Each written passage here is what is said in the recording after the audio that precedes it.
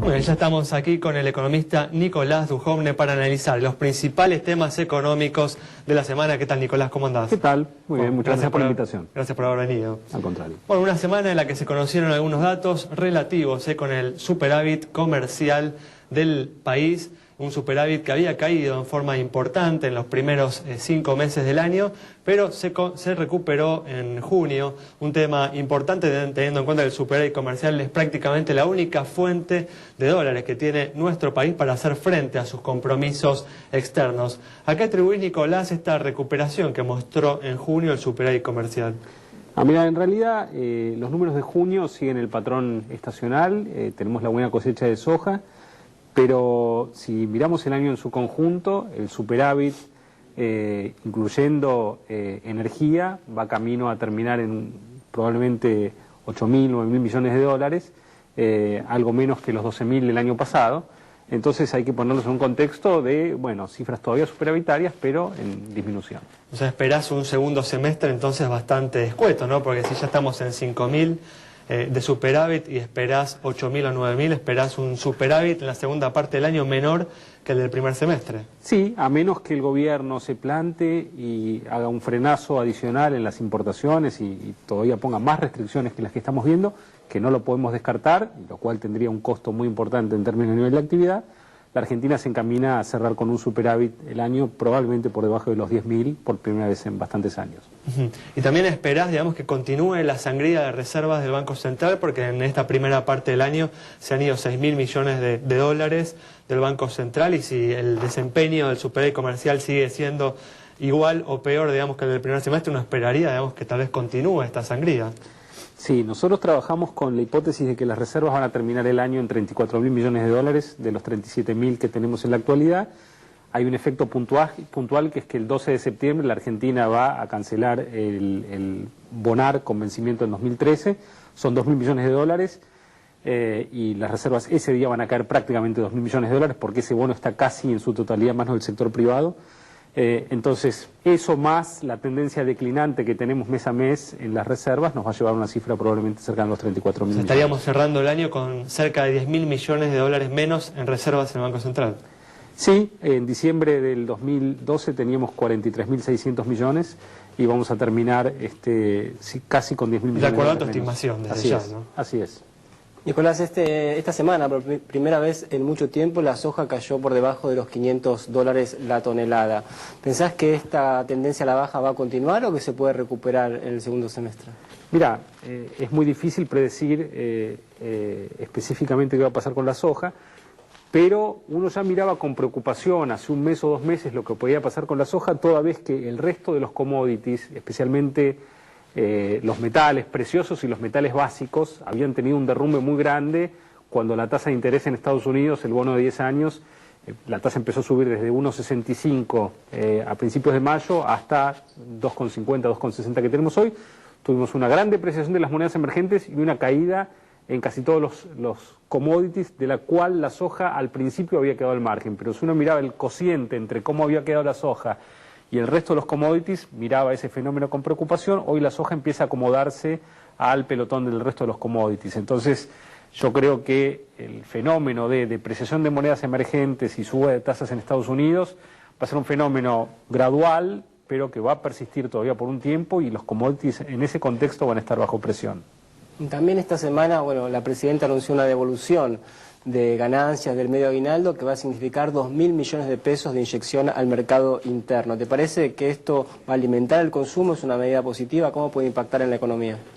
Sí, puntualmente va a alimentar el consumo, también va a alimentar la inflación. La Argentina en julio va a tener una tasa de inflación ligeramente más alta que la que habíamos venido trayendo durante el primer semestre. Los precios de los alimentos, especialmente lo que tiene que ver con el trigo, los panificados están subiendo. Tuvimos la suba en los colegios, esparcimiento, y me da la sensación, y por otro lado la fuerte presión que está poniendo el gobierno con el gasto público desde el mes de abril, conocemos la cifra de abril, no de mayo y junio, pero sospechamos que todavía está creciendo muy fuerte, están presionando muy fuerte a la demanda con una oferta que está bastante estancada, y eso está generando impacto sobre precios que en algún momento nos va a generar un costo. Entonces, Sí, es cierto, estos 2.000 millones reaniman hoy, pero no sabemos si a futuro no vamos a estar devolviendo la fiesta, ¿no? ¿En cuánto están estimando, Nicolás, la inflación para el cierre de este 2013? Nosotros trabajamos con la hipótesis de que va a terminar cerca de 26%, acelerándose. O sea, en torno a la cifra, digamos, con la que cerró el 2012. Sí, más o menos 2 puntos porcentuales más alto que en 2012. En el primer semestre, durante varios meses, estuvimos con tasas de inflación interanual más bajas que las de finales del 2012, anduvimos por el 22-23, pero la recuperación en el nivel de actividad, en la cual el gasto público, la depreciación de la moneda también han tenido algún impacto, están llevando un poquito más arriba la tasa de inflación, y pensamos que estos impactos se van a ir sintiendo también un poco más fuerte a lo largo de los meses que vienen. Hubo novedades, ¿no?, así diversas en el plano internacional en relación a la disputa, ¿no?, de la Argentina con los fondos buitres. Hablamos a lo largo del programa. Al principio de la semana el Fondo Monetario Internacional anunció, ¿no?, que finalmente no iba a apoyar a la Argentina tras haber anticipado que tal vez lo hacía, y después al cierre de la semana el gobierno francés anunció que sí iba a apoyar, digamos, a la Argentina en su causa contra los fondos buitres. ¿Cómo crees, digamos, que va a continuar esta disputa, este enfrentamiento con aquellos tenedores que no han ingresado los canjes de deuda? Bueno, los tiempos son muy difíciles de predecir. En mi opinión, las presentaciones tanto del Fondo, del Gobierno de Francia, probablemente del Tesoro de Estados Unidos, no son determinantes. Marginalmente pueden afectar, pero creo que no son determinantes. Y creo que en la cuestión del juicio hay que separar lo que es la sustancia, donde la Argentina ha perdido probablemente la demanda contra los fondos Elliott y NML. Lo que no sabemos es si la sentencia va a tener algún grado de enforcement, es decir, si la Argentina va a ser forzada a tener que elegir entre pagar o entrar en default o no, va a depender de cómo falle la justicia. Y la otra cosa que queda por determinar es si la justicia da un plazo para el pago o no. Pero en lo que es la sustancia, la Argentina probablemente ha perdido esa causa, y es muy difícil que eso se revierta en la Corte Suprema.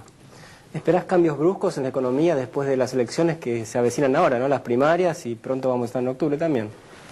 Yo no creo que vaya a haber cambios bruscos. Creo que el gobierno va a continuar haciendo lo que ha venido haciendo, y en ese contexto, digamos, probablemente haya cambios marginales, como que la tasa de depreciación se acelere un poco, pero sin un salto abrupto, donde el gasto público, que creció muchísimo en estos meses, crezca un poquito menos después de las elecciones, pero no creo que este gobierno vaya a cambiar abruptamente su política económica después de las elecciones. Por eso, los lineamientos básicos del modelo económico se van a mantener luego de las elecciones.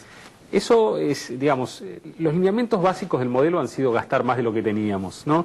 Y la plata básicamente se ha terminado. Entonces, pero digo, en los instrumentos que utiliza, creo que van a seguir siendo los mismos. Vamos a seguir teniendo cepo, restricciones a las importaciones, alta inflación. Muy bien. Bueno, Nicolás, muchas gracias. Bueno. Nos vamos entonces con el análisis de Nicolás Dujovne sobre la economía argentina, sobre lo que puede suceder justamente luego de las elecciones, lo que podemos esperar tras los comicios. Muchas gracias por haber estado ahí. Nos reencontramos el próximo martes a las 17 horas aquí en Metro.